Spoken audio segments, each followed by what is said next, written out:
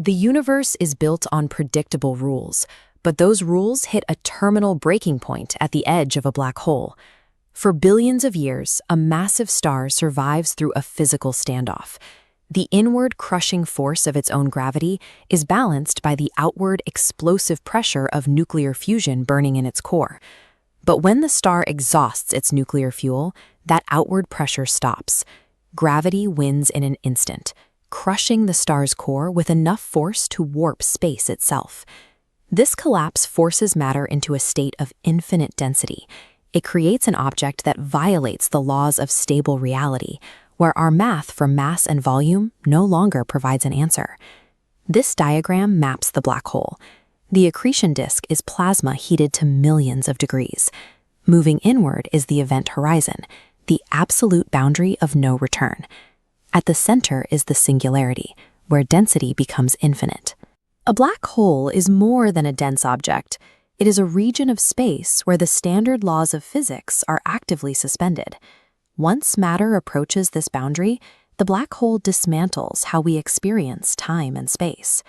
Because gravity warps the fabric of space-time, time itself slows to a crawl near the event horizon. This is gravitational time dilation. A distant observer watching from a safe distance would see an infalling object freeze in place. The object's light would stretch and turn red, eventually fading away before crossing the threshold. But for the object itself, the experience is a physical dismantling called spaghettification. The gravity at the bottom of the object is so much stronger than at the top that it stretches matter into a microscopic stream of subatomic particles.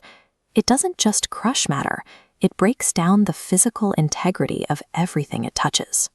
To prove these theoretical objects were real, scientists combined data from radio telescopes across the globe, creating a virtual lens the size of the Earth called the Event Horizon Telescope. In 2019, they released this image of the black hole M87 star.